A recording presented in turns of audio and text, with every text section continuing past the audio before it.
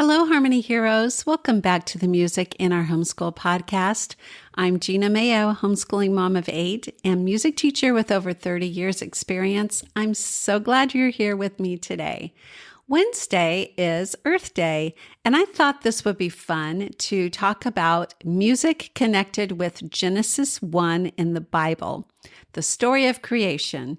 Now, since this is a podcast episode, you won't actually hear the music on here today, but I do have an accompanying blog post, so just click over to the link that you'll find in the show notes or description, and all the music is embedded there for you. This is one of those lessons that works beautifully during morning time, or really anytime you want something meaningful but simple. And it fits perfectly with my 15-minute music method, where we focus on short, consistent, rich experiences that build a love of music over time. So let's begin by placing ourselves in the story. If you are a homeschooler looking for ways to easily and affordably include a quality music education in your homeschool, you've come to the right place. This is the Music in Our Homeschool podcast. I'm Gina Mayo, homeschooling mom of 8 and music teacher for over 30 years. At the very start of Genesis, before everything was formed, the earth was without shape and empty. Darkness covered everything. It's a scene that feels quiet, maybe even a little mysterious. And then step by step, God begins creating, bringing order, beauty, and life into the world. What's fascinating is that composers have been inspired by this same story for hundreds of years. They've taken the ideas of light, water, sky, animals, and express them through sound. So as we walk through the days of creation today, we're going to hear how different composers imagined these moments.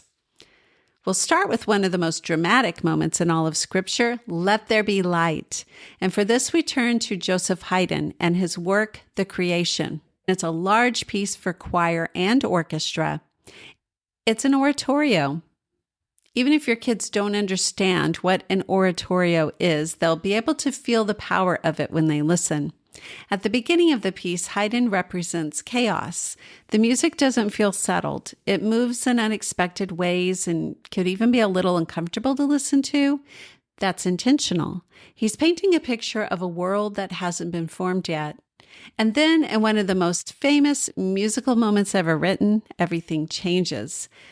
When the text reaches the words about light, the orchestra suddenly bursts into a full bright chord. You can almost feel the light breaking through the darkness. When you listen later, I want you to notice that contrast. Notice how the music feels before that moment and how completely different it feels afterward. That's one of the most powerful tools in music, contrast. And Haydn uses it beautifully here to tell the story. As we move forward in Genesis, we come to the creation of the waters and the sky. The world begins to take shape. There's movement now and separation and the beginning of something alive. For this part, we listen to Claude Debussy and his piece La Mer, which means the sea. Debussy wrote in a very different style from Haydn. Haydn was part of the classical era and Debussy the Impressionist era.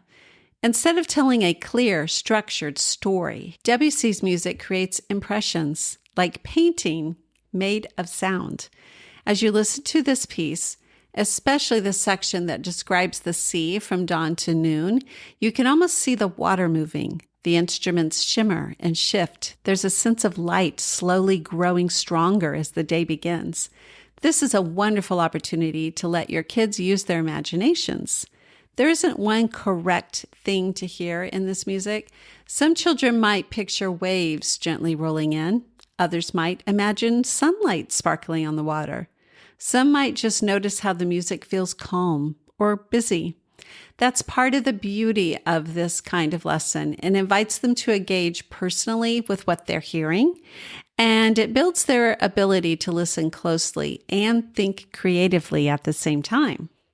Then we come to day 4 of creation, when God creates the sun, moon, and stars. After the movement and energy of the earlier days, there's something peaceful about this movement. It's steady, ordered, and brings a sense of calm. For this, let's turn to Ludwig van Beethoven's Moonlight Sonata. This piece is quiet and reflective, and it draws you in rather than making a big, dramatic statement. As you listen, you might imagine moonlight shining across a still lake or a quiet night sky filled with stars.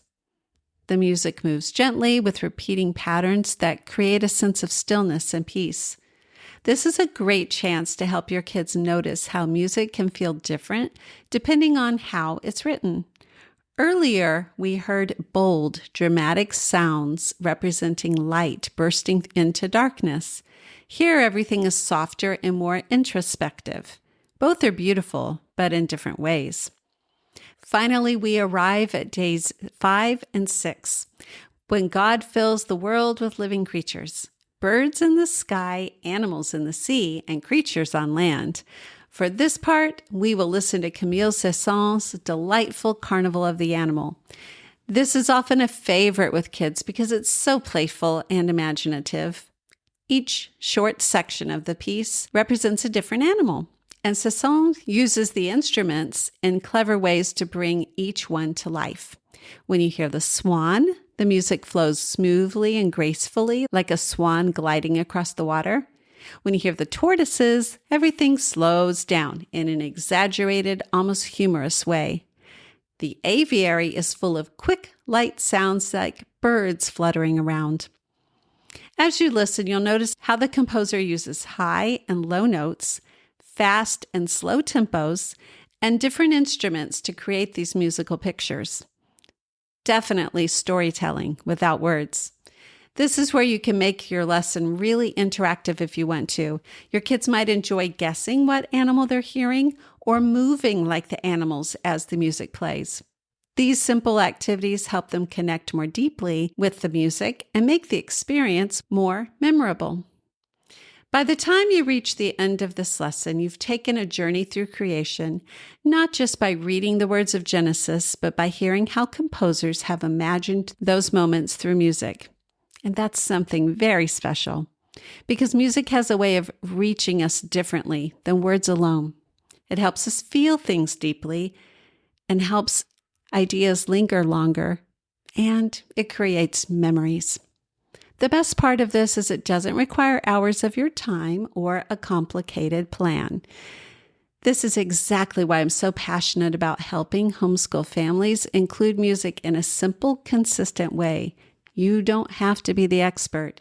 You don't have to explain everything perfectly. Just press play and experience it together. So after you finish listening to this episode, head over to the accompanying blog post, gather your kids, and try it. Sit together, listen, ask a few simple questions. Let them share what they hear and imagine. Those small moments are what build a lifelong appreciation for music. If you'd like more lessons like this, be sure to visit musicinourhomeschool.com/freebies, where you can get started with some free 15-minute music lessons right away. Thank you so much for spending time with me today. I would love it if you would subscribe, leave a comment, leave a review and a rating. Keep learning, keep listening, and keep filling your home with the joy of music and fine arts. Until next time.